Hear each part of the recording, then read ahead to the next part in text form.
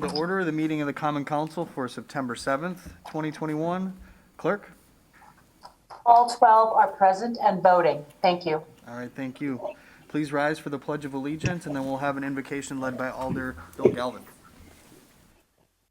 Pledge allegiance Allegiance to the flag of the United States of America, to the of the republic republic for which it stands, one one nation, nation, under God, indivisible, liberty, with justice for all. Everyone can just sit down.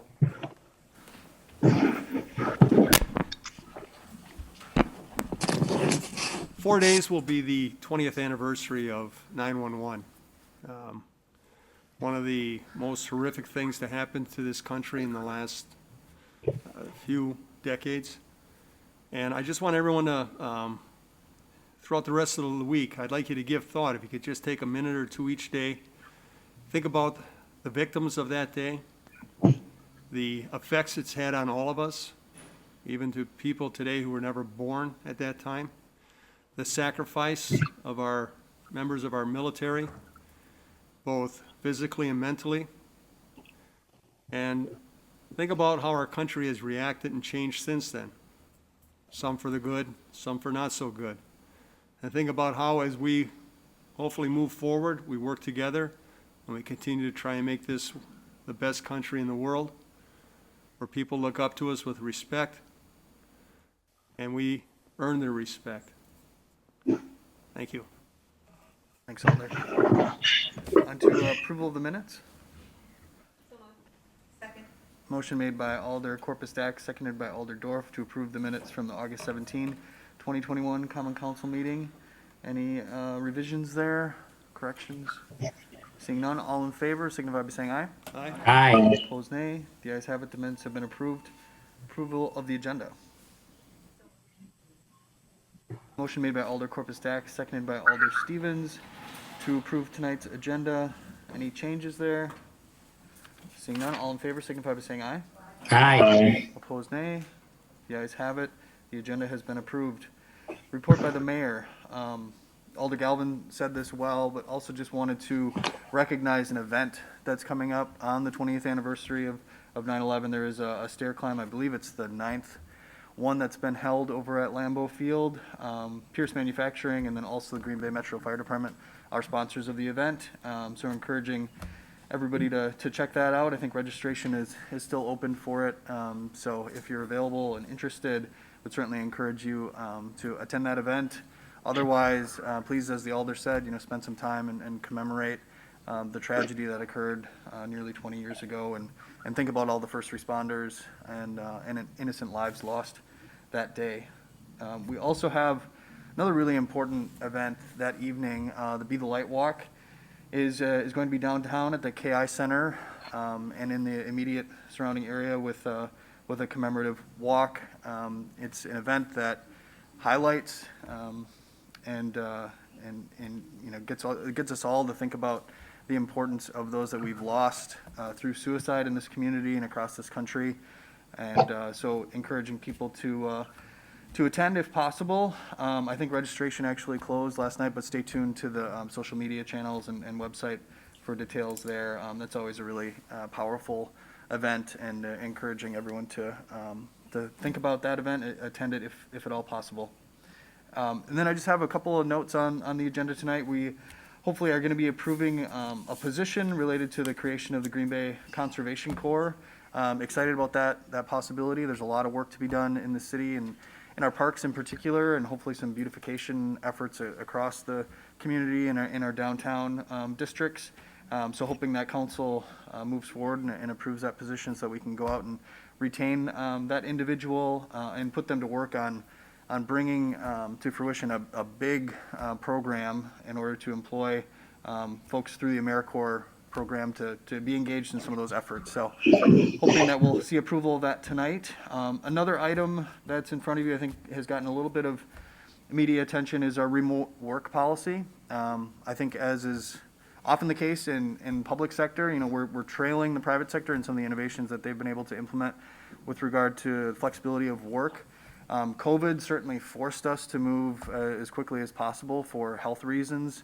to make remote work possible. And so certainly want to recognize Director Hronick and Shelby and the entire team at IT for making that possible. Now we're taking the step of sort of formalizing that, putting in place a nice policy that requires participation of frontline workers and supervisors to come to a good agreement, and I think some good safeguards are in place there. But hoping that that council sees the wisdom in that and policy and moves forward with it. And that concludes my report. On to announcements from our council. Alder Gerlach. I didn't know if I raised my hand or pushed the button, sorry. Either one. So I, at the risk of telling people something that they already know, I just want to remind us all that the COVID-19 pandemic is not over. In fact, the numbers are going up instead of down, and the outlook is not nearly as good as we hoped it would be at this time. And of course, the meaning of the word pandemic, pan means everything, everyone, everywhere. And so we really are all in this together. And we've now learned that people who are fully vaccinated can contract the disease, have no symptoms, and pass it on to others without ever knowing it. That's why I'm wearing a mask, even though I'm fully vaccinated. And I would ask that everyone inside in a public place wear a mask. Thanks, Alder. Other announcements? Alder Galvin. Thank you, Your Honor. If some of you may have seen in the news this past week, and on my Facebook page, a 13-year-old boy was struck by a car on his way to school at Ola Leopold. Even before I ran for office, there has been a loud and demand for a change at that school. I also know, though, from my experience as a police officer, every school has requests for safer drivers in and around their areas. And I think as alders, we all get those calls. Speeders, people that don't stop at stop signs or red lights. And it's a systemic problem in our society. People apparently don't fear the consequences of their actions, or they're too wrapped up in their own lives to pay attention to what they're doing. And I urge everyone, because I'm guilty of it. I've gone by people that wanted to cross the street and I didn't stop for them. And I've got a speeding ticket way back in my early years of driving that my brother still reminds me of. So we're all guilty. We all are. We all lead busy lives. When I used to run traffic around the schools, half the people I stopped were either school staff or parents on their way to or from school. And nobody, no parent wants to get a phone call that they have to go to a local hospital to see their child because they've been hit by a car. And it is an issue. It is a problem. We've had several people hit by cars, pedestrians in this community. We've had fatal accidents. And so everyone, look at yourself, look what you're doing when you're driving, and try to be more attentive, try to be more careful. Look at your children if they have driver's license and talk to them. You know, look out for other people. Try to be part of the solution instead of part of the problem. And I promise you that we have been in contact with the police department as alders. We've been in contact with the city engineer for traffic, and we are working on some solutions. But a lot of it is a lot more than what we can do. It's what we can all do. And so try and be part of that solution to this problem. Thank you. Thanks, Alder. Well said. Other announcements? Your Honor. Alder Stoyer? Thank you. I wasn't going to say anything tonight, but Alder Galvin spurred that a bit. So, yes, there are some of the things that we alders are doing, and I would invite other alders to get involved. We're looking to the state to help us with some legislation to possibly get red camera or red light cameras and a few other things. So we can't solve every issue all at once, but I think it's important that we at least look for other solutions. So that's one solution. But as time goes on, we will be looking at these things. And that's one of the big things that citizens talk about is speeding and inattentive driving, which is about 2/3 of all the accidents in this community. So that's a high number. It's way too high. So I appreciate Alder Galvin bringing that forward and letting him know that we and a few others are doing some things and to join us in our fight. Thank you. Thanks, Alder. Any other announcements? Alder Brunette.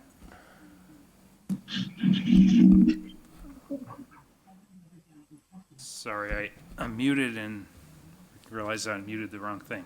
I just want to welcome all of the school kids throughout Green Bay back to class this year, both public and private. It's nice to see the school buses running. It's nice to see the kids returning to normal activity compared to the beginning of the school year last year. So it goes hand in hand with Alder Galvin and Alder Stoyer stated that the traffic is concerning. I think after nearly a year of having no school and now having school, I think drivers are not used to or accustomed to seeing children on the road, and that's not an excuse. But it's good to see children back and doing well, and I just want to wish everyone in the community a good time at school this year. Thank you. Thanks, Alder. Any others? All right, seeing none, we'll move along to appointments. I'll entertain a motion on the reappointments. Motion to approve. Motion made by Alder Johnson, seconded by Alder Galvin to approve the reappointments. Any discussion here? Seeing none, all in favor, signify by saying aye. Aye. Nay. Aye. The ayes have it. The reappointments are approved. On to the new appointments. Motion made by Alder Johnson, seconded by Alder Corpus Dax. Discussion. Seeing none, all in favor of the new appointment, signify by saying aye. Aye. Opposed, nay. The ayes have it, and that new appointment has been made. On to ordinance's second reading for adoption. Motion to adopt made by Second. Alder Galvin, seconded by Alder Dorf. Any discussion here? Seeing none, we will use the board. Thank you. Alders may vote.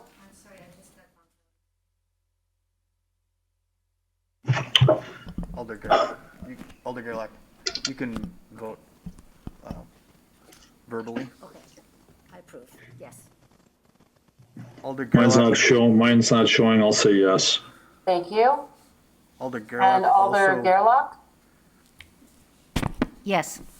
Thank you.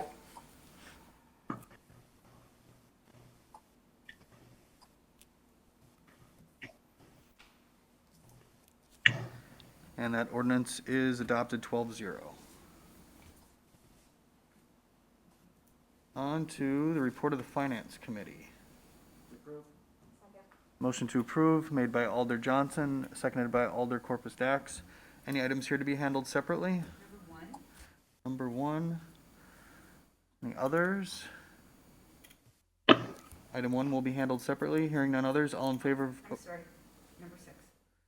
Numbers 1 and 6 will be handled separately. Hearing none others, all in favor of approving the remainder of that report, please signify by saying aye. Aye. Aye. Opposed, nay. The ayes have it. The report has been approved with the exception of items 1 and 6. Your wishes on item 1? Move to approve. Motion to approve made by Alder Dorf, seconded by Alder Corpus Dax. Item was pulled by Alder Dorf. Yes, I was hoping that Susan House would be able to make the presentation that she made in finance to all of the alders. I think it's really important that the alders and the public have a deeper understanding of the American Rescue Plan Act fiscal recovery funds and the ways in which they can be used. So is Susan in the house? Ms. House, are you on the line with us? I am. Very good. Okay, Ms. House, I will give you the opportunity to be a co-host so that you can share your screen. Hold on 1 second.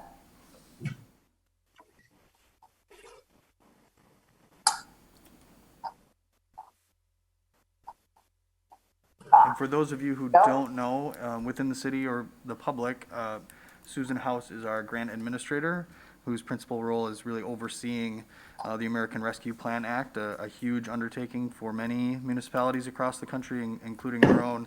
So looking forward to her presentation tonight, and appreciate the fact that she's on board with us. Okay, can you see my screen? Yes, we can. We can. Okay, perfect. So, again, I'm Susan House. I'm your grant administrator, and I'll be providing a very high-level look at the American Rescue Plan Act, or the ARPA SOP, Standard Operating Procedure. This SOP is how I'm going to be doing my job. It is not what we're spending, what you all will be spending the money on. This is basically a behind-the-scenes look, or the processes of how I'm going to be doing my job. What we are spending the funds on is a future discussion. We have public engagement process that's going to be led by the mayor, 2 public hearing sessions, and a survey that will help guide how the funds will be used. This SOP, again, is just on my scope of work, not the projects that will be funded. I do welcome any feedback or any improvements to this SOP that you may have.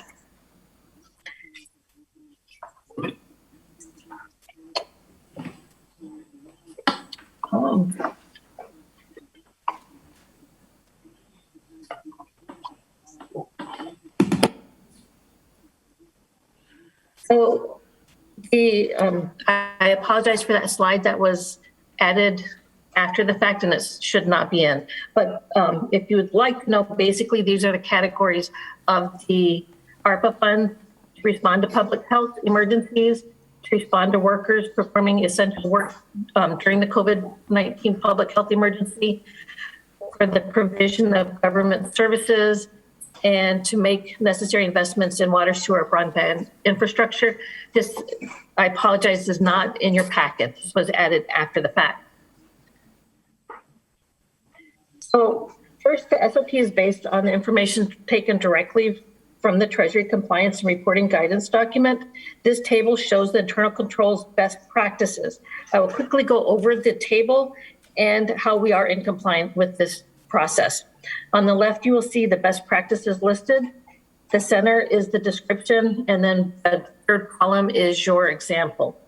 So for the city, for the SOPs, we do have several in place. For example, the procurement manual and the grants SOP that you currently use. This ARPA SOP that you're reviewing today, again, just how I am doing my job, is another example of how the city is compliant with this process. The second, written standards of conduct and the risk due diligence, those are both check marks for the city. Purchasing has a document for subcontractors that would be used with the ARPA funds as well.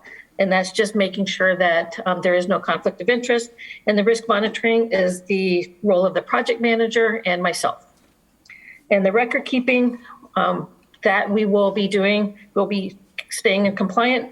The ARPA funds records have to be kept for 5 years after the last payment, or after the Office of Inspector General, the OIG, does their audit, if there is an audit. We are going to be so on top of this that we will not have an audit, and we will be able to complete our records 5 years after the last payment that has been made. The next page is page 1 of your packet, but I'm not sure which page of the packet it really is. This is the purpose statement. Basically, we're complying with the CFR 200 internal control section and with the Fed's best practices listed on the prior slide. The first purpose statement states that we're going to administer these funds and to projects and activities that are consistent with the goals of the city. We're going to administer in an efficient manner. We will host evaluations, or we'll have evaluations, and will not exceed the annual percentage of the funds that are approved annually by Common Council. I will explain the annual approved percentages in the next slide. The second purpose statement is just like your grants SOP that you already have on file, and it just says that we will comply with Office of Management and Budget super circular. Page 1 and 2 are definitions that may not be common terms. These definitions are just to help make things clear as we start spending.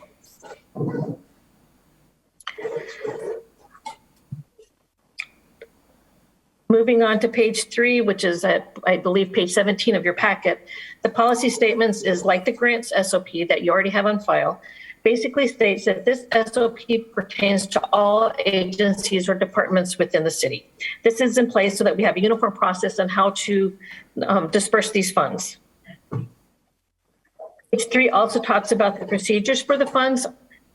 I'm proposing that there will be an allocation plan that is approved annually by the Common Council. You can find the draft or a sample on page 9 and 10 of your SOP or page 23 and 24 of your packet. Again, this is just a draft. These are not real allocations. These are just things that I put in the screen to make sure that the formulas all worked. Basically, you can see as you work your way across, you'll see a dollar amount and a percentage for year 1. This is the allocated per category per year. As you go across, you'll see that the amounts for year 2 and 3 are just projections. As we go through each year, you will see which category didn't spend, which category may need more funding for the following years. And I will provide those assessments so that you can make informed decisions for year 2 and 3. This process will help keep us from overspending and will allow us to fund activities and projects in each category without having to wait each year for the project to be approved. So we're basically putting money into each category that, based on the public feedback and based on the data that we have, we will put it in each category. I will bring that to you. You have the data there for you. You can make your decision or refund, and you will be able to see which category is spending and which one is not spending at all. Page 4 and 7, 4 through 7 of the SOP explain about the reporting and the record keeping that I have to keep, that I'm responsible for doing. I will also be providing reports to Common Council and to my supervisor, and will include outcomes of the projects. The expense of it and the outcomes will be important for the alders to be able to tell your constituents that this is where the improvements have been made, improvements to quality of life. We've improved this neighborhood because of this project. We were able to bring this item to this neighborhood. So you will be able to state that to your constituents with data and with dollar amounts. It is important to note on page 7, at the bottom of the page, it discusses the procurement manual, or the procurement director.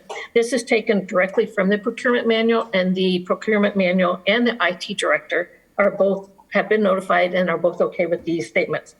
It's important because we do not want to spend the funds on something that will not work with our network, or it will not be too costly to make it work on our network, or could damage our network. So we need to make sure that both the IT director and the procurement director are okay with any software or that type of project. The last page is the references that were used for this SOP. And then any questions that you may have. And again, this is just on how I am doing my job, the behind the scenes work of the ARPA funds. How you're going to be spending the funds, what projects, that is going to be in a future discussion when, once we finish the public engagement piece. All right. Thank you, Ms. House, for the presentation. That was very informative. Really appreciate all the work that you've put into the process thus far. Looks like Alder Dorf has a question. Thank you, Mayor. I just, for the, the edification of myself and the public, what I think I heard was that the 4 areas that we can spend the money on, public health is one, essential workers, provision of government services, and investments in infrastructure. So when we roll it out to the public, are we going to have like some little examples under each of those, just to make it a little clearer? Because those are really broad, I think, broad categories. I was just wondering how we're going to explain that. Yeah, absolutely. And I can answer that. And Susan, if you'd like to weigh in, feel free to do so. But yeah, we're planning to have some explanatory language that goes out along with the survey. Some sample categories or some examples of where you might be interested in allocating these resources. But then we'll also have kind of an open-ended question at the bottom so that people can be a little bit more free-flowing if they feel as though the questions didn't capture exactly what they're looking for. But it is important to keep in mind that, that there are these strings attached by the federal government. There are specific uses for this funding that alders and members of the public, should certainly keep in mind. There is that revenue loss calculation that is open to the city. And so that pot of money is a little bit more flexible in terms of what it can be used for, but in terms of the approved categories, Susan, I think did a really nice job of walking through them for us. Thank you. Mayor? Yes, Alder Stoyer. Yes, thank you. You mentioned this survey will be coming out, and I don't know if you've already talked about that, but as far as a time frame, when some of these things we might be able to see coming forward, do you have that? Yeah, in a matter of days, this survey should be available, and then we'll also be publicizing the roadshow dates that will be focused on not just the ARPA dollars, but also our city budget. We've been doing that, every year since I've come on board, as take it sort of on the road, at least to the east and west sides. I think last year was just a virtual event, but this year we'll be back out east and west sides, inviting comments both on the city's budget and also the American Rescue Plan Act dollars. So hopefully by combining them, we'll get a little bit more interest in activity. Okay, thank you. You bet. Other questions or comments? Seeing none, we have a motion on the floor to, Mayor, I was going to add, there might be one or two citizens that might want to chime in here. Is that all right? I'd like to open the floor if I could. So that'd be my motion. motion has been made by Alder Shore to open the floor. Seconded by Alder Weary. All in favor, signify by saying aye. Aye. Opposed, nay. The ayes have it. The floor is open.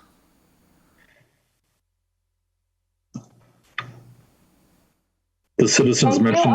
Yes, thank you. If you would like to speak, please unmute yourself and state your name and address for the council. Is there anyone who would like to speak to the item of the ARPA funding from the finance report? If so, please unmute yourself and state your name and address. Last chance, anyone wishing to speak? Thank you very much. Motion has been made to close the floor, made by Alder Dorf, seconded by Alder Stevens. All in favor, signify by saying aye.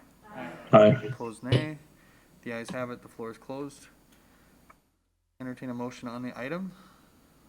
Will we have a motion to approve? All in favor, signify by saying aye. Aye. Opposed, nay. Aye. The ayes have it. On to item 6. Entertain a motion here. Entertain a motion on item 6. Motion to go into closed session. Motion has been made to go to a closed session. That was made by Alder Scannell, seconded by Alder Dorf. Alder Scannell, can you read the language, or does someone else? I believe I can. Go ahead. The committee may convene in closed session pursuant to section 19.85 subsection 1 subsection G Wisconsin statutes for the purpose of conferring with legal counsel for the governmental body who is rendering oral or written advice concerning strategy to be adopted by the body with respect to litigation in which it is or is likely to become involved. The committee will thereafter reconvene in open session pursuant to section 19.85 subsection 2 Wisconsin statutes to take action on items discussed in closed session, if appropriate, and to consider the remainder of the agenda. Thank you, Alder. So we will use the board on that motion. Thank you, Alders. You may vote.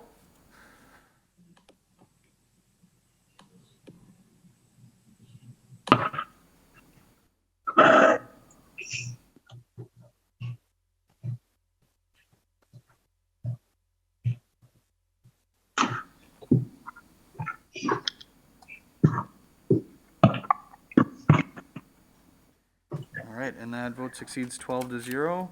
We are in closed session. What room do you think they were in? Is that Protection policy? They can't, they Alder can't- No. Scannell? No, People? Alder What room Scannell? do you think they're in? I don't think they 207. can hear us. Alder Stoyer, can you hear us? yes. Okay. Hey, Bill?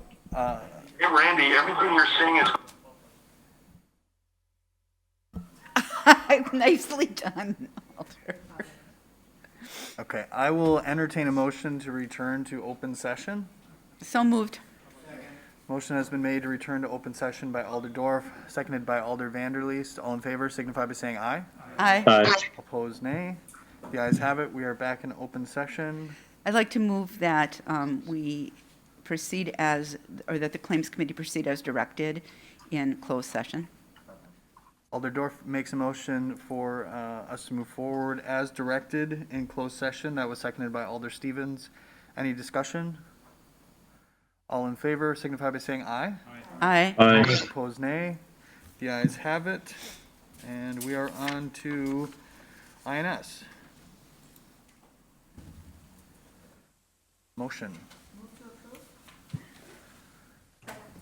Alder Gerlach makes a motion to approve the report of the Improvement and Services Committee from August 25th, 2021. The motion was seconded by Alder Corpus Dax. Any items here to be handled separately? Number two, Number two. and Alder Weary, I don't know, number three as well. Alder Weary is, I don't know. Okay, just number two, says Alder Weary. All right.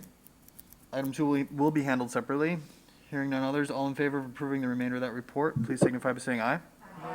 Aye. Opposed, nay. The ayes have it. The report has been approved with the exception of item two. Your wishes on two?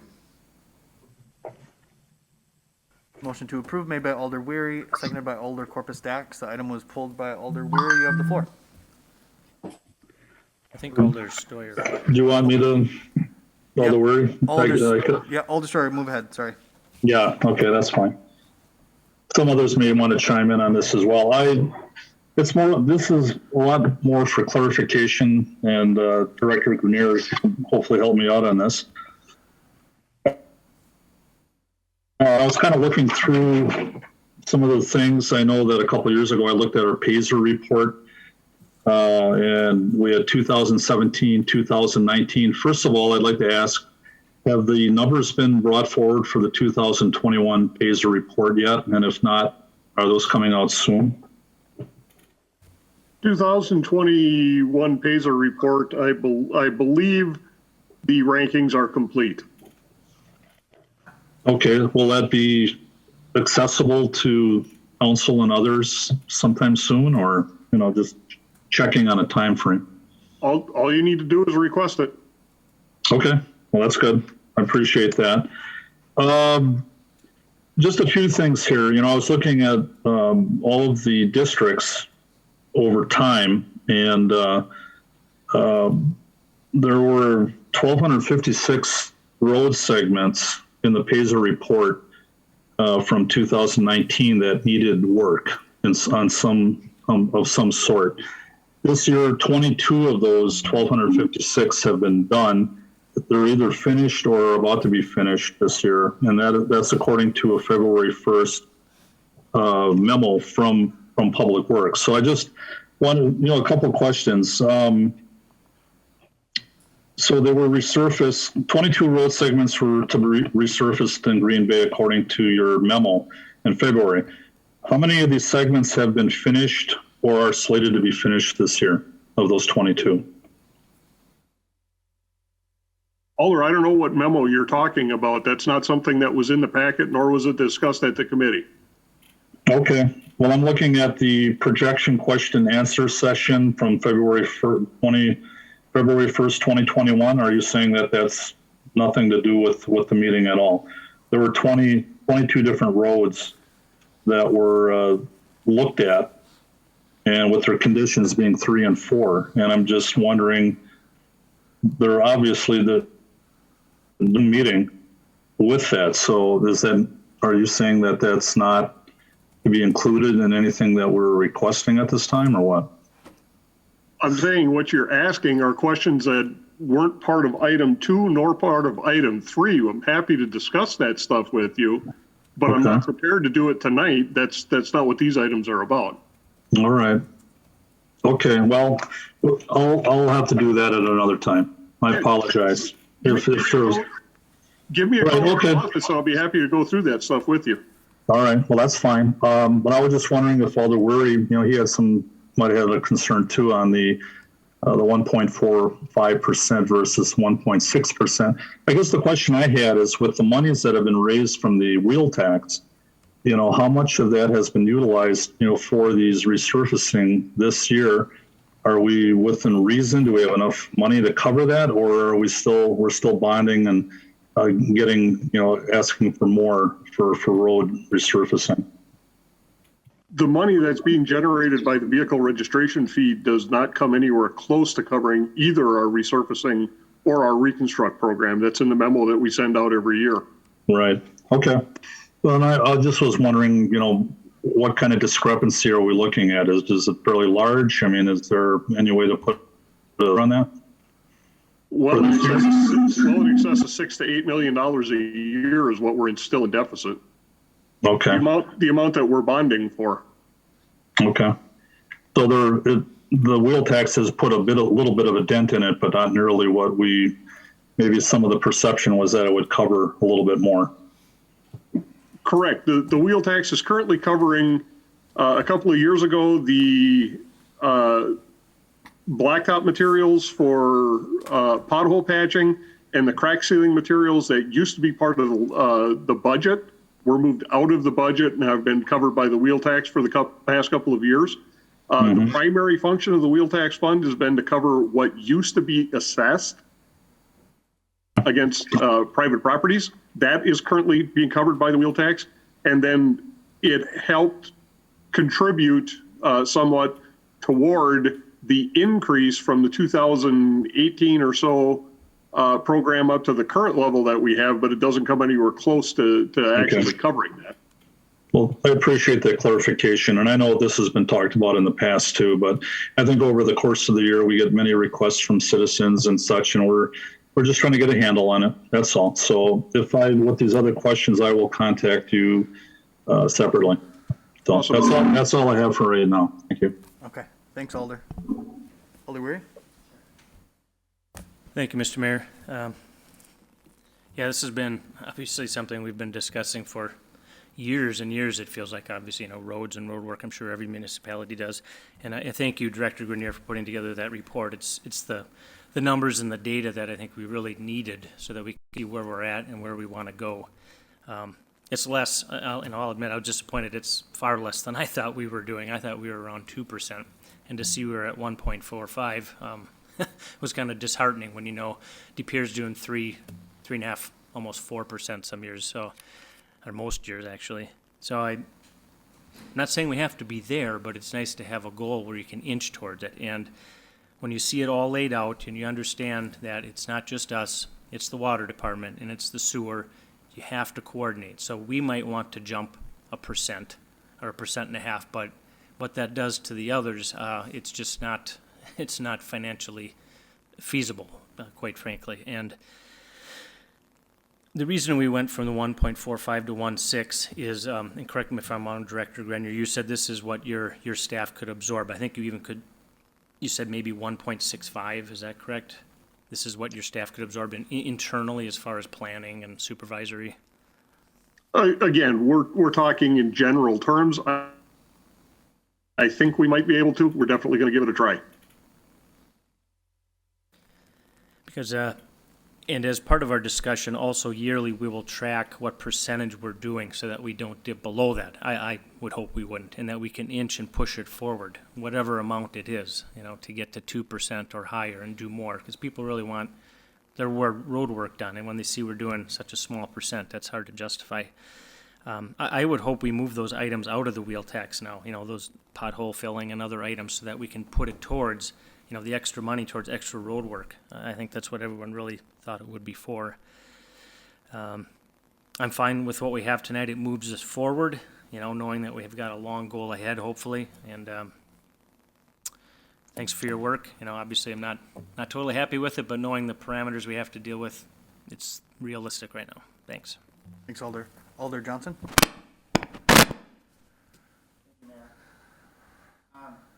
know, I think it's prudent when talking about this topic to have a discussion about math. And as Director Grenier alluded to, I mean, He's muted. No.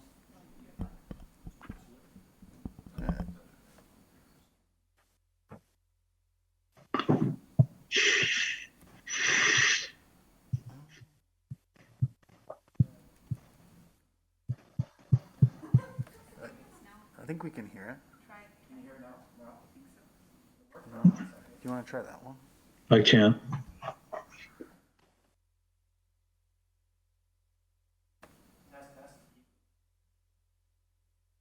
Nothing there? Nothing.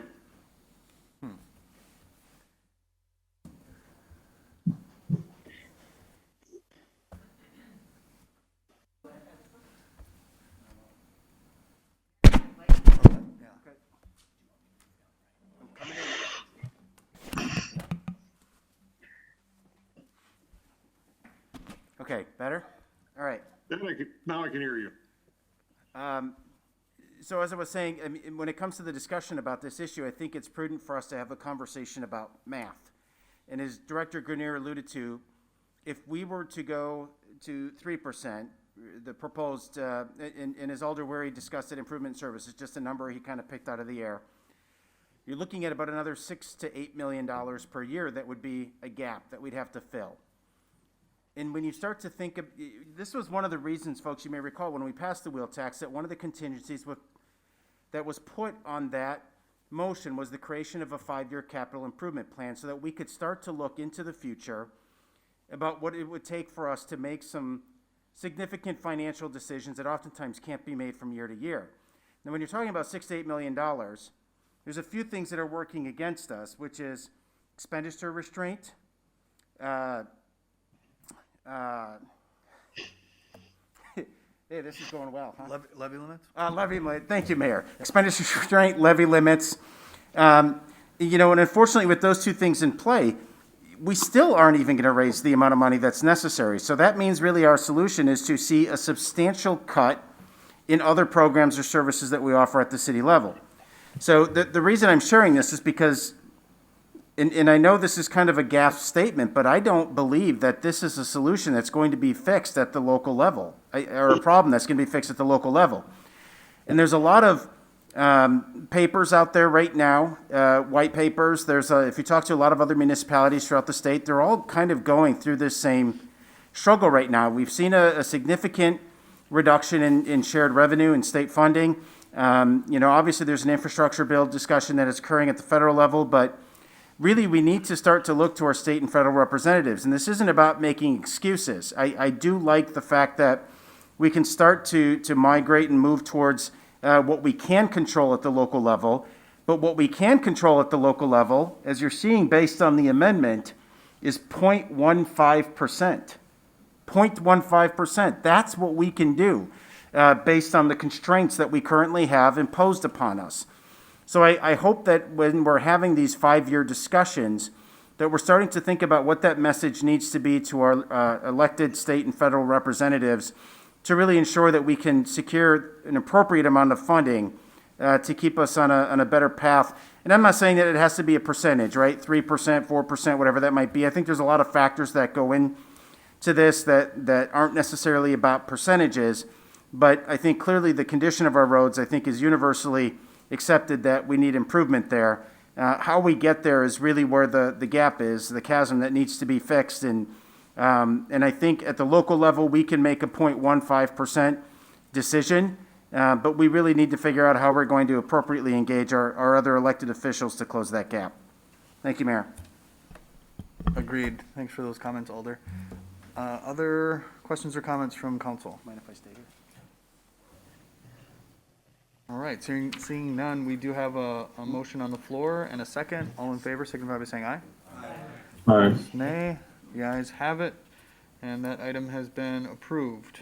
On to protection and policy. Mr. Mayor, Yeah, entertain a motion first. Motion to approve made by Alder Stevens, seconded by Alder Gerlach. Any items here to be handled separately? Item 1.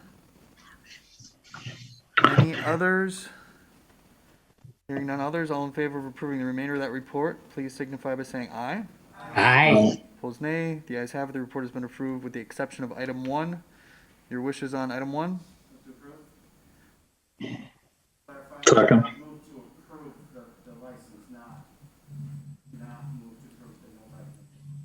Can't hear you. Alder Johnson makes a motion to grant the license. Seconded by Alder Vanderleest. Item 1 was pulled by a few folks, but I heard Alder Johnson first, so we will go to him. Thank you, Mayor. I watched this discussion at Protection Policy, and it was a good conversation. And I certainly understand where the perspectives are coming at from this on both ends. The one thing that I would like to remind council of is that we are still, as was pointed out to us earlier today, that we are still in the middle of a pandemic. And in addition to the operation of businesses, there's a conversation about how you move properties. And we all know and understand that the ordinance indicates that the city staff has to make the recommendation to deny it, but Protection Policy, as well as this body, have routinely overridden those default recommendations.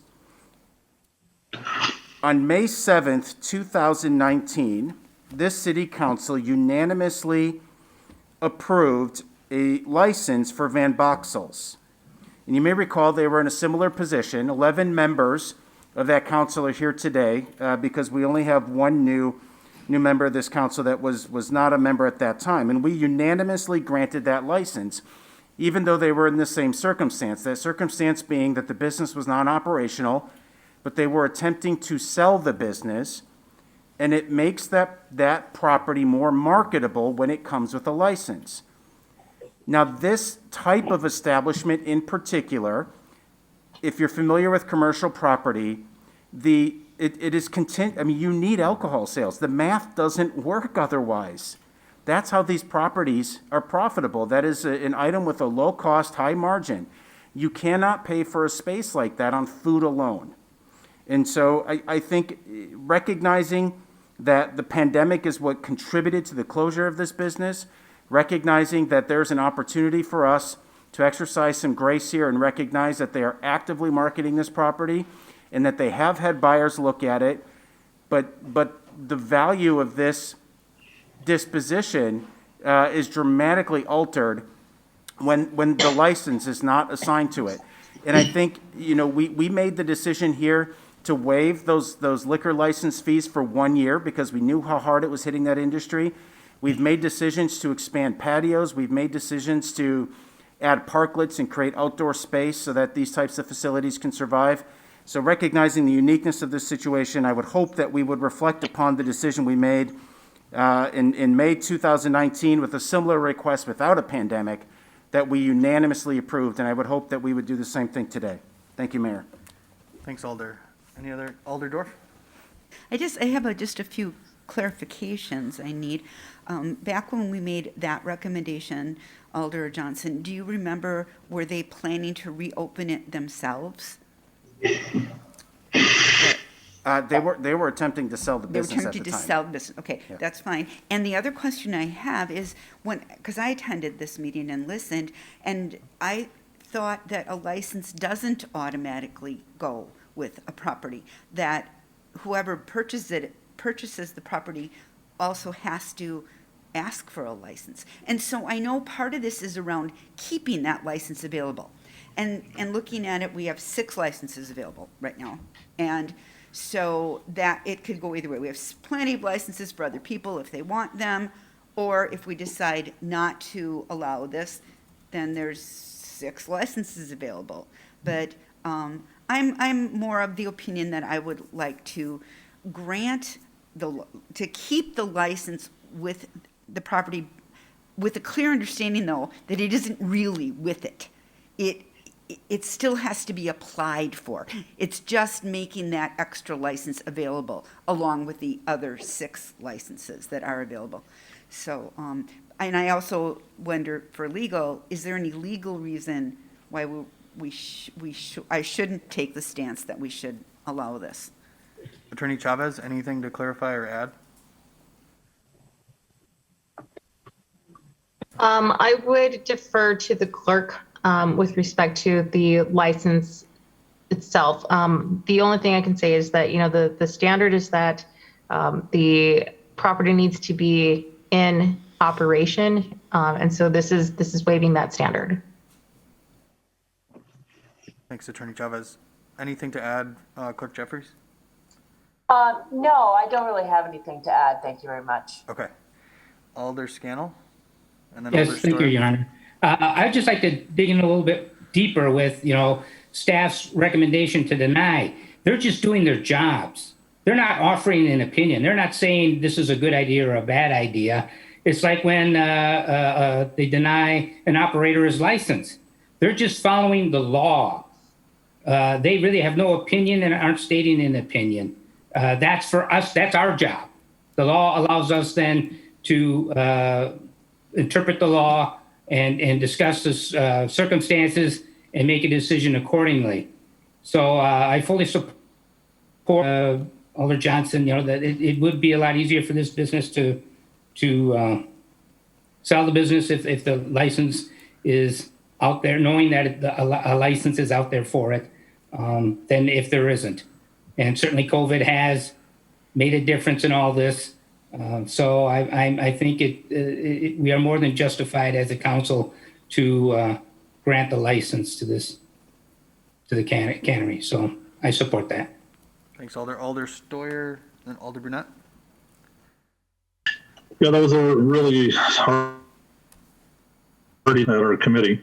And both sides made some good points, but there was a tragedy with the owner, passing, and then the pandemic's been there. Granted, there are 6 other licenses available, but I think one of the issues is it's, who knows? They could go quickly. They might take a while. That's a roll of the dice. And I think, I voted to give them the leeway to get back on their feet that way. So I'm thinking, my hope is that they can do that.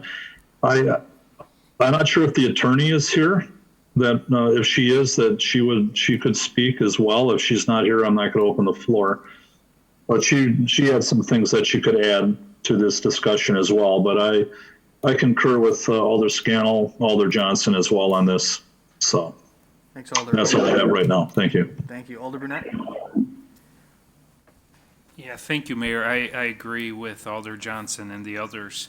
I just want to remind the council we had a similar situation. I know each situation is a little different, but it was very similar in that I had a business on Mason Street that in the early days of the pandemic, unfortunately, was not sustainable much longer. And this was on May 19th in the city council. I can't say if it was unanimous at the time, but we voted to allow the license to stay with the property so that it would help them, sell the property, knowing that liquor license is either secured or relatively secured for whoever were to purchase the property. That was May 19th. Sadly, May 19th, 2020, sadly that business is still vacant right now. So I think COVID has changed a bit, and we gotta, at times like this, as long as we don't cross an ethical boundary that we shouldn't cross, I think that we need to extend a little bit of leeway to businesses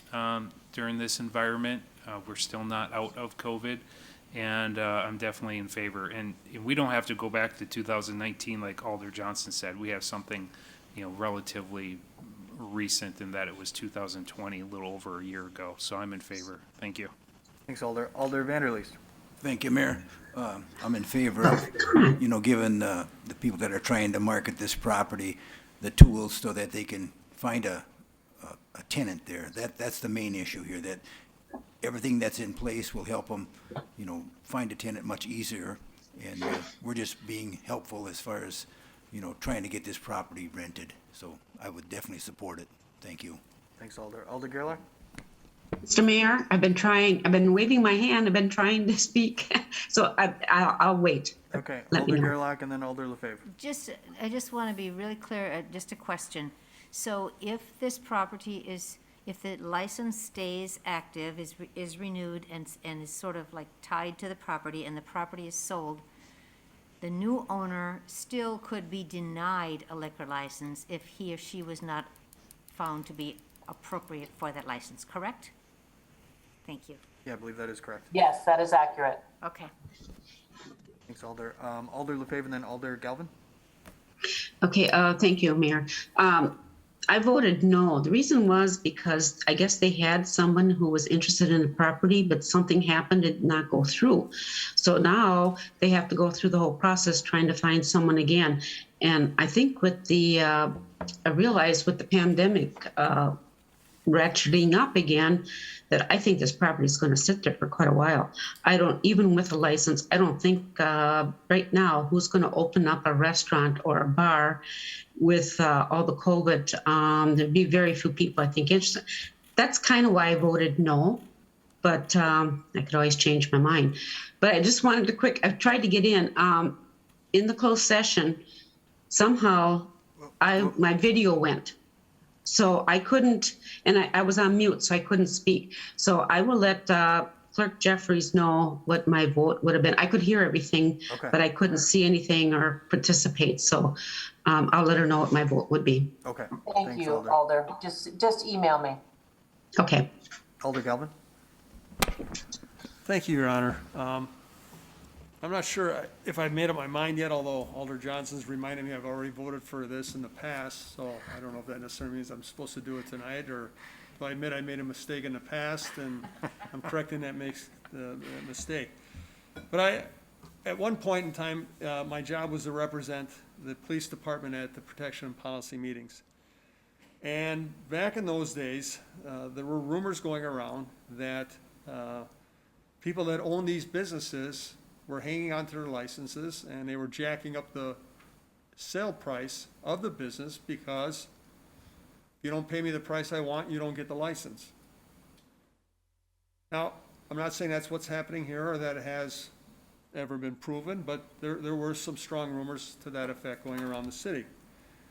We were told at one time that, well, someone took this building and it was built, designed, everything was in it was for a bar, so what else can it be but a bar? But many of those same buildings at one time were other types of stores. And someone put the money in to turn it into a bar, and so why can't someone buy it and put it back? What would our attitude be if tomorrow 6 people showed up looking for licenses and only one of them could get it, and they were ready to open up businesses? What do we tell them? Well, there was one, but it's sitting on this empty building over there trying to sell it. Now, fortunately, I don't think that's going to happen, especially as everyone's been talking about COVID. And our purpose in having these licenses is to have viable businesses, bringing people into our community, generating tax dollars and business and jobs for people. But I just want everyone to just take a second and think about some of these things that have happened in the past and could potentially be affecting other people's businesses in the future. Now, I understand the family that had this business, they went through a tragedy. I understand that COVID has affected many of it. I mean, we reduced the licenses, the cost of our licenses by quite a bit to try and make it more palatable. We've done a lot to try and make it more viable for businesses, not only in COVID, but even post-COVID, to be more viable in this community. But I just think we need to be cautious that when recommendations are made to deny, there's a reason for that. There's a business in this town that opens up every year just enough to satisfy the requirements for the license, and they shut down for the rest of the year because they've been trying to sell that business for quite some time, and they haven't been able to. Now, people who are against a lot of bars in this area might say, great, there's one license that's tied up and it's not available. Others might think differently. So it's easy to get on that, hey, we did this back in 2019 and we did this back in 2018 and everything else, but just because we did it then doesn't make it the right thing to be doing all the time. Thank you. Thanks, Alder. Any other comments on this item? Seeing none, we have a motion and a second. All in favor of granting this license signify by saying aye. Aye. Opposed, nay? Aye. Aye. The ayes have it.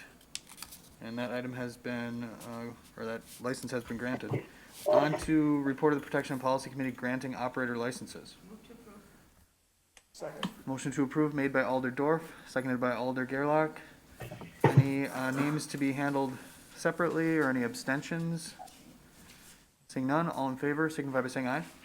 Aye. Aye. Opposed, nay. The ayes have it, and those are approved. On to the report of the Plan Commission. Motion to approve the report of the Plan Commission from August 30th, 2021, made by Alder Corpus Dax, seconded by Alder Dorf. Any items here to be handled separately? Hearing none. All in favor of approving that report, please signify by saying aye. Aye. Opposed, nay. The ayes have it. The report has been approved. Park Committee. Motion to approve. Motion to approve made by Alder Gerlach, seconded by Alder Galvin. Any items here to be handled separately? Number two. Any others? Item 2 will be handled separately. Hearing none others, all in favor of approving the remainder of that report, please signify by saying aye. Aye. Aye. Opposed, nay. The ayes have it. The report has been approved with the exception of item 2. Your wishes. Motion to approve made by Alder Brunette, seconded by Alder Dorf. The item was pulled by Alder Brunette. Yeah, thank you, Mayor. I just want the city council to know I approve of what the Parks Committee and the Forestry Department presented at the committee level. This moth is an issue, just like emerald ash borer, and for some of us who have districts that are heavily wooded, it's yet another invasive species or pest that is decimating some of our very good forest or tree cover. So the reason I pulled this was just to, as a courtesy to a constituent, comment that she, at the end of July, walked around the neighborhood and received well over 60 signatures urging the city council to do something. So for those who did not watch the committee agenda, basically, or the committee meeting, basically staff went through and explained the life cycle of this moth, and that there's not a whole lot that can be done, but they're going to be examining the situation into the fall, and we'll be presenting back to the committee. So I have the petition here for the treatment, and please be aware that you're going to get more of these calls in your neighborhoods, as well as emerald ash borer. So of all the issues we deal with, we can probably agree that this is not high on the list, but certainly think we need to develop an action plan to address it, which I think staff did. So that's all. Thank you. Thanks, Alder. Any other comments? Mr. Mayor? Yes, Alder LaFave. I'm sorry, wasn't able to attend that meeting. What does this moth go after with trees? Director Ditchite or someone from the Parks Department? Oaks. Goes after oaks. The common name for this moth is the gypsy moth. And so they go after oak trees. Okay. Then I understand. Okay, thank you. Okay, thanks, Alder. Any other questions or comments from council? Seeing none, all in favor signify by saying aye. Aye. Aye. Opposed, nay. The ayes have it. The item has been approved. Personnel Committee. Motion to approve made by Alder Dorf, seconded by Alder Johnson. Any items here to be handled separately? Number 3. Any others? Item 3 will be handled separately. Hearing none others, all in favor of approving the remainder of that report, please signify by saying aye. Aye. Aye. Opposed, nay. The ayes have it. The report has been approved. Your wishes on item 3. Motion to approve made by Alder Galvin, seconded by Alder Stevens.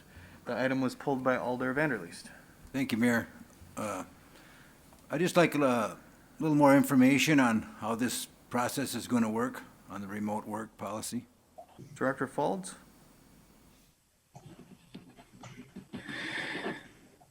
Yeah, sure. Really how it works. Is there some echo? I think you're good. Okay. Really how it works is it's a case-by-case basis for each position. The employee will meet with the supervisor and talk about the days they can remote work and what projects they can get done. And the supervisor will evaluate it, and they'll determine if remote work is right for the position or not. I mean, it's as simple as that. Alder Vanderleest? That gives me the information I need. Thank you. Okay. Other comments? Alder Brunette? Yeah, thank you, Director Fultz. I reviewed the document and went through the minutes of the meeting, and you obviously thought it out quite well. One question I have, though, over the course of a year and a half, when many of our employees have worked from home and have had remote work options, have you had any increase in instances where worker productivity or disciplinary action or missed deadlines from all of the departments? Is there more of that sort of evidence that would suggest that remote work doesn't work for some people or programs or departments? Overall, we have not had more evidence of productivity going down or individuals being disciplined based on remote work. There have been conversations with different divisions about how remote work might not work for these positions and why, might be because it has a lot of face-to-face communication with the public, or they have to be in the field certain times of the day. But overall, generally, it's been productive and very efficient for our employees. Okay, thank you.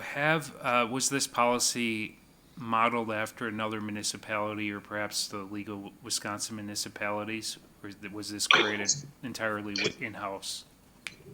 Yeah, so prior to March 2020, I reached out to the city of Appleton, who's had this policy in place for some time.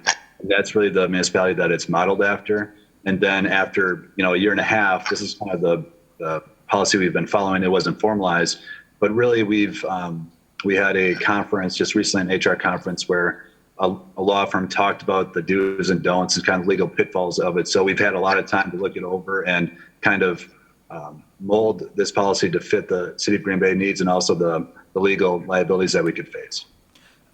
Director Fultz, within City Hall, the different department heads, you don't have to get into specifics, obviously, but were there any concerns from department heads? Is every department head pretty much on board with moving forward with this? Yeah, I haven't heard any concerns about department heads not wanting to move forward with it. We did have training in the May of this year, in May of 2020, May of this summer, we had supervisory training where we asked supervisors to reach out to employees and ask them if they had any questions or concerns.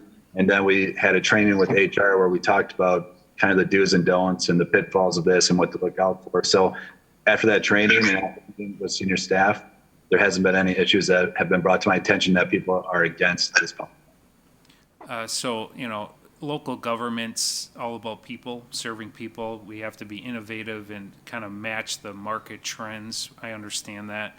But Director Fultz, if we go ahead and vote yes on this and move forward, you as HR Director, if there are any concerns, any feedback that is negative, will you assure us as a council that you'll bring that to our attention, so we can look at this at that time? Absolutely. And I would ask, if the public is listening or hears us too, that if they have issues or concerns about the service and the timeliness of service at public or at City Hall in person, that they should bring it forward so we can address it. I don't think one or two concerns are going to have us throw the policy out, but we do want to address it and make sure that we are providing timely and customer friendly service to the public. All right. Thank you, Director Fultz. Appreciate it. Thanks, Yep, no problem. Thanks, Alder. Alder Stoyer? Thank you, Your Honor. Director Fultz, with this policy, do you have a number out there for the number of city employees that we have and what number are working remotely at this time? Or is that changing week by week, or just give us a little handle on that? Yeah, so we fluctuate around 900, 950 employees, and then, police and fire are in transit, take up a lot of that. So we have, I think it's about 200 employees at City Hall. And if you look at those employees, most, if not all of them, are eligible for remote work.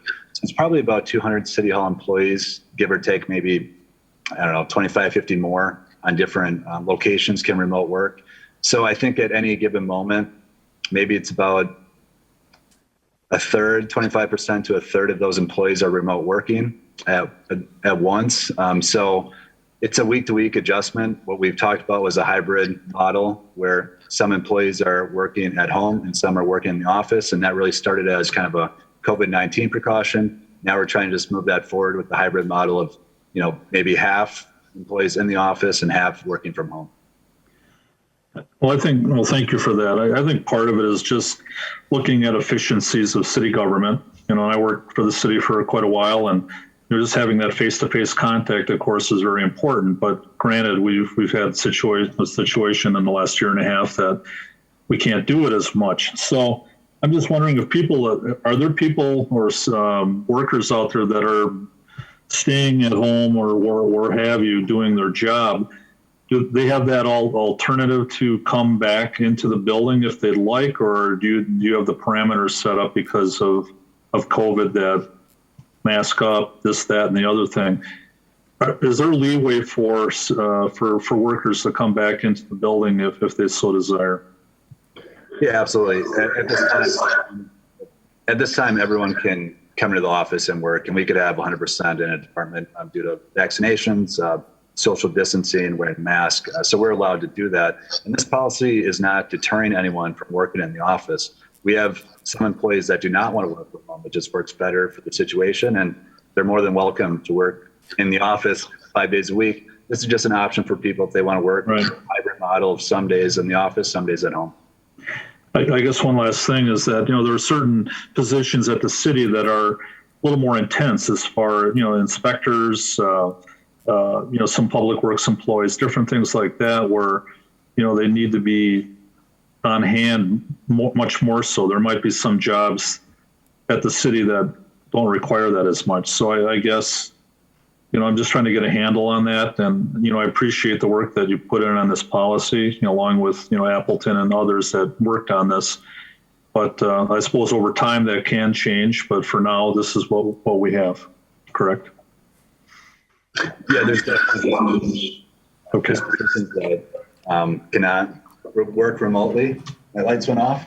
But for those positions that can work remotely, like if you're fixing the road or if you're inspecting a home property, it's hard to do if you're not out in the field doing that. So we know that it's a case-by-case basis. And right. I think as long as the positions are covered, the jobs are being covered, and we're still functioning as a city, then I don't have a big issue with that. Thank you. Yep. Thanks, Alder. Any other comments? Alder Weary. Thank you, Mr. Mayor. My concerns were expressed by Alder Burnett as well. However, I worked from home most of the past year and a half, and I found myself to be more productive personally. There were less distractions, but this is a lot of these roles hopefully aren't window facing where, you need to talk to someone. I'm sure we can work that out, and it's going to be really dependent on the supervisors to keep people on task. Now, I wasn't going to speak, except that I did hear, Director, you mentioned something about vaccines, and I don't know what that has to do with working from home. If you could expound on that comment. The question that was asked me of is if employees are able to come back into the office, and I said based upon people being able to get vaccinated, social distance, and wear a mask, they can work in the office if they want to. That's all the comment was. Okay, so it had nothing to do with, vaccines aren't required to work in City Hall? No, they're not required at this time. And I don't know the stance that we'll have on that. It's changing on a daily basis. It's been changing for, a year and a half. So at destinations. All right, I just wanted to clarify where you were going with that because, certainly on a different note, I hope we never do require that. I think that'd be the wrong direction to go. But I'm in favor of this remote as long as it's used prudently, and if there's any problems, bring it forward. Thanks. Thanks, Alder. Any other comments or questions? Mr. Mayor? Alder Lefebvre. I want to thank the director for bringing this up. I think this is important. This might also be a tool for retaining our firms because there are those I bet are going to be concerned about the what's going on. Wearing a mask sometimes too is hard for some people. If you have asthma, I've had some asthma, but I do wear mine. But some people, it's not conducive, for them. So I really applaud them for doing this. I think this is a good move for our city, and it shows that we do value all our employees. Thank you. Thanks, Alder. All right, seeing no other comments, all in favor signify by saying aye. Opposed, Aye. nay. The ayes have it, and that item has been adopted. Report of the Public Arts Commission. Motion to approve the report of the Public Arts Commission from August 25th, 2021, made by Alder Gerlach, seconded by Alder Dorf. Any items here to be handled separately? Hearing none, all in favor signify by saying aye. Aye. Opposed, nay. The ayes have it, the report has been approved. TBMP? Motion has been made to approve by Alder Dorf, seconded by Alder Stevens, and that's the report of the Traffic, Bicycle, and Pedestrian Commission from August 16, 2021. Any items here to be handled separately? Hearing none, all in favor of approving that report, please signify by saying aye. Aye. Opposed, nay. The ayes have it, the report has been approved. Sustainability. Motion to approve made by Alder Gerlach. Alder Weary would like to hold, it's the only one here, so, we will, or what are your wishes on item 1, first of all? I'm sorry, Mayor, who seconded the motion? We're just gonna discuss, since it's only one item, the item has been pulled by Alder Weary, so we're gonna go right to that. Is there a motion? Motion to approve made by Alder Dorf, seconded by Alder Corpus Dax. Item was pulled by Alder Weary. And I know right now it's just being referred to staff. If you could allow a question of the person who submitted the request, Alder LaFave, I believe. Is the purpose here to have a guideline on idling, or is it to have an ordinance forbidding idling in like drive-throughs and such? Alder LaFave? No, one was to have a ordinance, and it's very, if people, it would have to be a good campaign to let people know why. There's a very good reason why you do not want to idle any more than you have to. And for drive-throughs, I turn my car off, I turn it back on, move forward. And actually, that is more economical. You use less gas and you pollute a lot less. When you idle, you pollute 10% more with the car. So it's very important, and there's so many cities that are doing this because they're seeing, if we want to be, we have our sustainability committee and we're talking about green energy and all those things. If we want to really do something, then I think this is one good way that we can do one simple thing. Everybody can do this. And this is basically, it'll be for people with older cars, because if you have a new car, I found out that actually when you step on the brake to stop, your car, it doesn't completely shut down, it kind of shuts down. And then when you gas, it starts again. So all the new cars are doing this, no idling, actually. But we have a lot of people who have older cars. My car is older, it does not do that. So this is something just to help us as a city. All right, I appreciate it. So it would be more of an ordinance then. You're looking at the city to enforce it, to somehow, I don't know, have our police department, I guess, enforce idling on private property drive-throughs. And that's what I had thought. So I'm going to make a motion actually to receive and place this on file and not refer to staff. Okay. Mr. Mayor, no, we're not going to have people out there finding people. This is going to be a campaign, and as people understand more the reasons for it. Point of order, is I it believe not that an ordinance? Do we not enforce them then? Well, yes Okay. and no. So, It's up to the business, I guess. oh, so it's not an ordinance. Your Honor, if I may, Alder Weary still has the I just want a clarification. An ordinance we enforce. We don't put an ordinance in place because we may or may not do it. That would be horribly wrong. And, oh, you can speed on some streets and not on others. So I think if we want to have some kind of push from this committee or the city, whoever, that, hey, you might want to consider doing this, and maybe even get some businesses involved to say, hey, put some signs up and say, hey, why don't you consider doing this? Great. I think that's the way to do it. I don't think you have government come in and do the heavy hand, because people will laugh at it and just say, you're not going to enforce it anyway. And when we do, it's going to seem very arbitrary. So my motion is to receive and place it on file. Thanks. Alder Weary makes a motion to receive and place on file this item. Is there a Point of clarification, Your Honor. Alder Scannell? That is not actually what is being referred to staff. We had this discussion at the commission, and it was a very comprehensive discussion about exhaust and CO2 emissions, and that what is being referred actually is for staff to come up with a comprehensive plan on how we can reduce those emissions. So it's not really looking at just this specifically, but how something like this can be included in a much more comprehensive plan on reducing emissions. So we're not really looking at an ordinance. We're not looking at this specifically to do anything, but to put it in a bigger package is what was referred from the commission to staff. Thanks, Alder. I mean, I think it is important just to note the fact that if this body were interested in adopting a policy that would apply to the community, it would have to be in the form of an ordinance. At that time, that, this would be a policy that would be discussed by our council. But just to kind of clarify how that could play out. Any other questions or comments? Alder? No? Okay, so we do have, a motion was made to receive and place on file this item.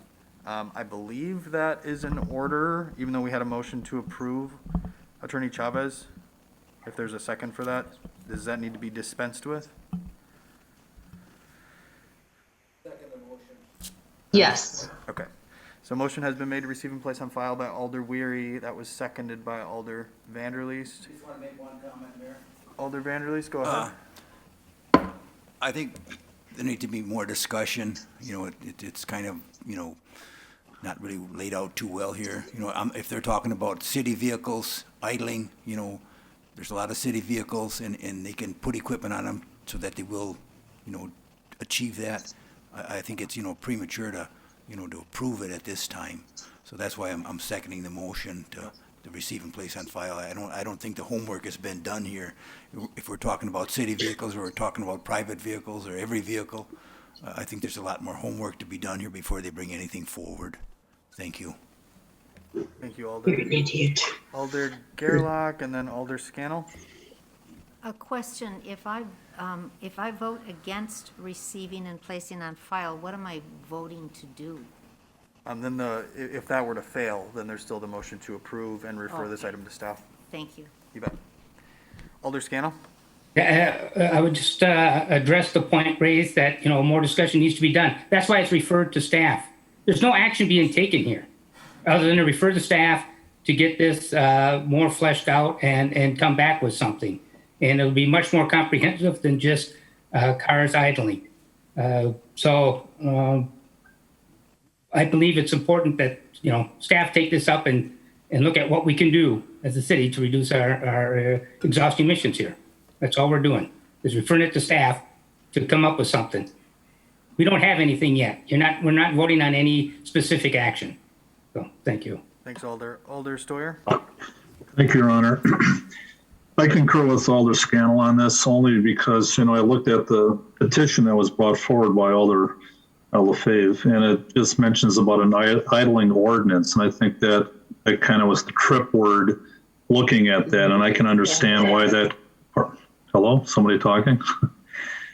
Anyway, that was the trip word for me, just looking at that. And I feel that if we can bring it back, and discuss it further, at another time, I feel that's the way to go. So, thank you. Thanks, Alder. Any other comments on the motion to receive and place on file? Hearing none, all in favor will signify by saying aye. Aye. Opposed, nay? Nay. Nay. I think we will use the board. And again, this is the motion to receive and place on file.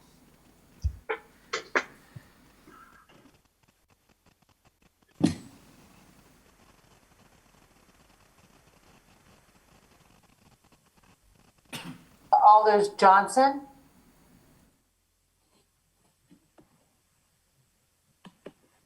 Alder Johnson, can you vote or tell me how you'd like to vote?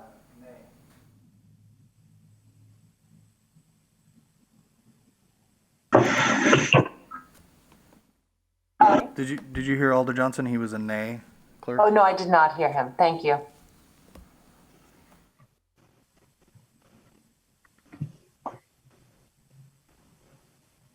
And so that motion fails 10-2. We have a motion to approve.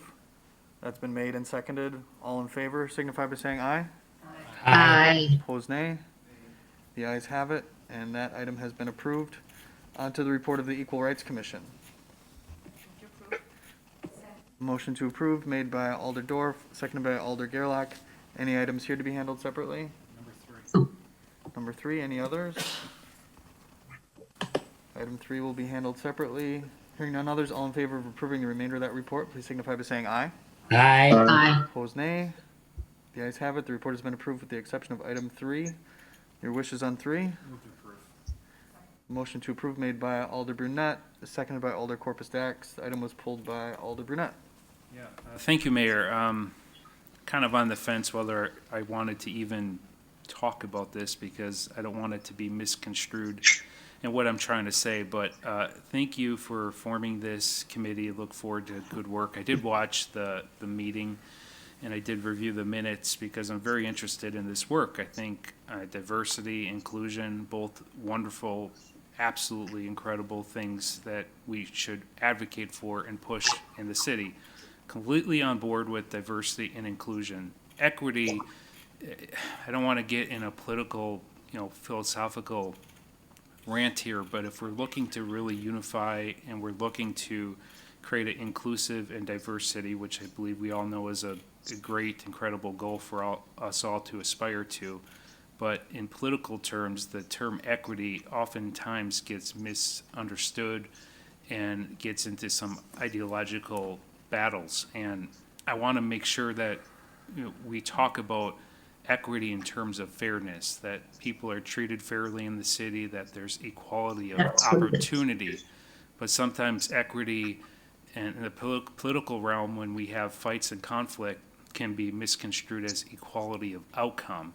Equality of outcome is entirely different from equality of opportunity.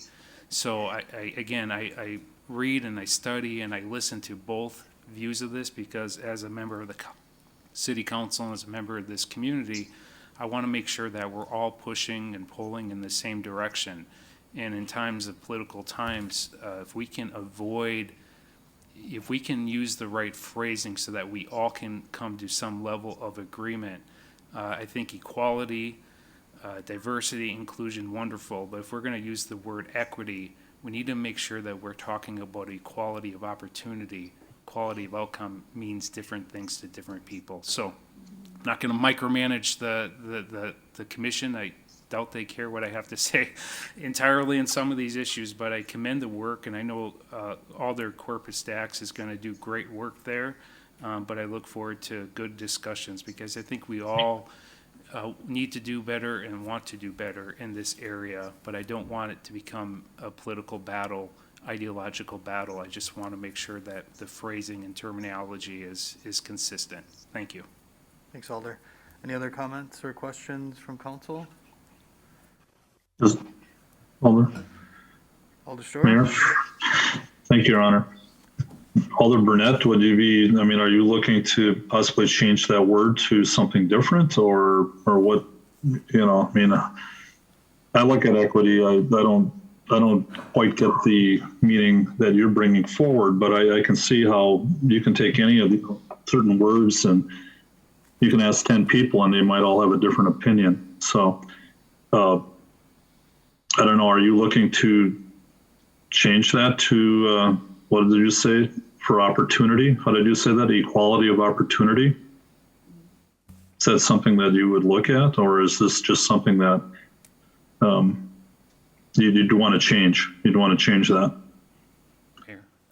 Alder Storr, thank you for the question. Again, I don't feel there's any need for me to make any change or recommendation.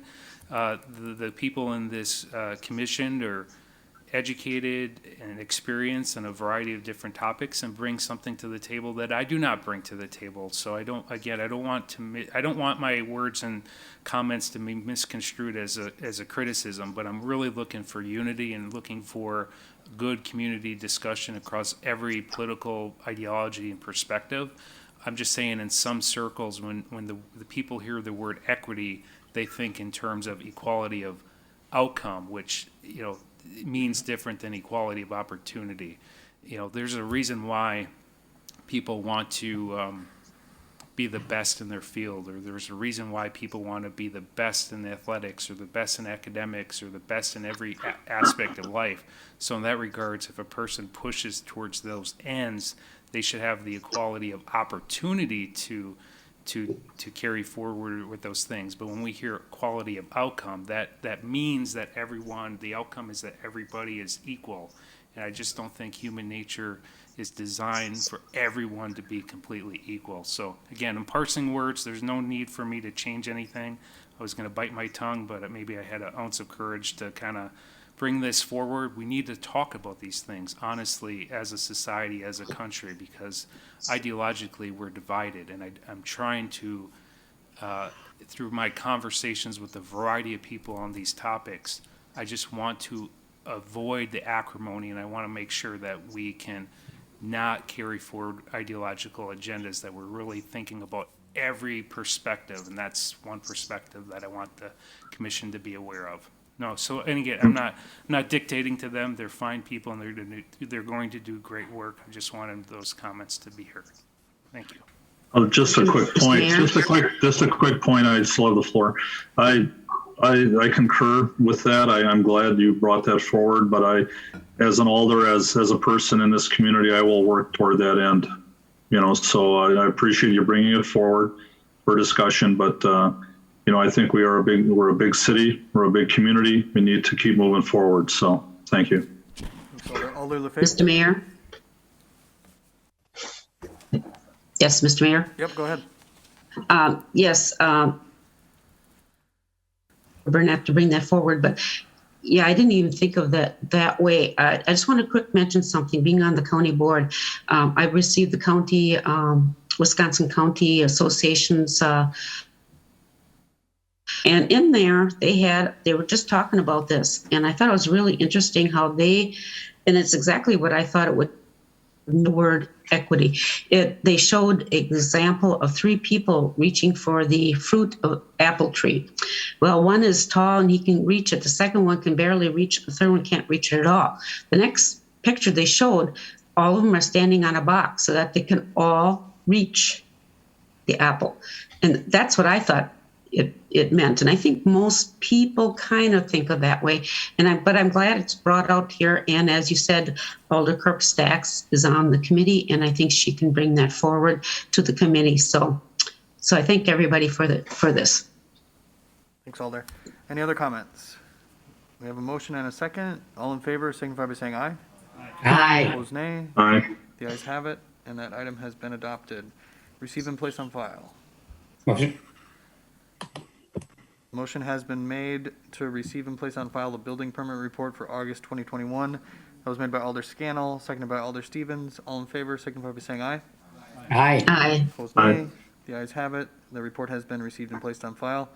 On to Committee of the Whole. This is the item that says consideration with possible action on the extension of licensed premises at 1265 Lombardi at the request of Green Bay Sports Service for the purpose of hosting a special event, a free concert. So I was wondering if our clerk might be able to offer some introductory comments, just letting people know why this is in front of the whole body. Yes, thank you, Your Honor. So the reason why this item has come before you is really a consequence of timing. The application for their special event was made in such a way that the Protection and Policy Committee could not consider it, and the council could not consider it before the event would take place. I believe this is the 3rd time that the Packers, with the under the auspices of Green Bay Sports Service and also Delaware North, have hosted a free event for the public, basically to celebrate the opening of the season. The police department and the special events committee, the police department's on the special events committee, has worked very closely with the PACOR organization et al. In the past, and we anticipate that this will be a great event. They do need to have an extension of their licensed premise. The map is included in your packet. And as far as the police department is concerned, the clerk's office, the law department, the request for the extension of their premise is appropriate. So I would give you that information as you consider, and certainly if you have any questions, I would be happy to answer. Thank you. Great. Thanks so much, Clerk. Motion has been made to approve by Alder Dorf, seconded by Alder Stevens. Any questions or comments for our clerk or any city staff? Seeing none, all in favor will signify by saying aye. Aye. Opposed, nay. The ayes have it, and that item has been approved. Resolutions. Motion to approve made by Alder Galvin and seconded by Alder Dorf. This is a resolution drawing final orders to contractors for August 24th, 2021. Any questions or comments on that resolution? Seeing none, we'll use the board. Thank you. You may vote.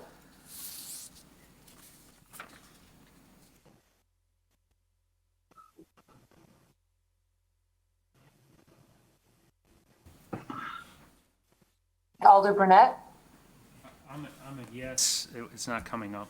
thank you. Thank you.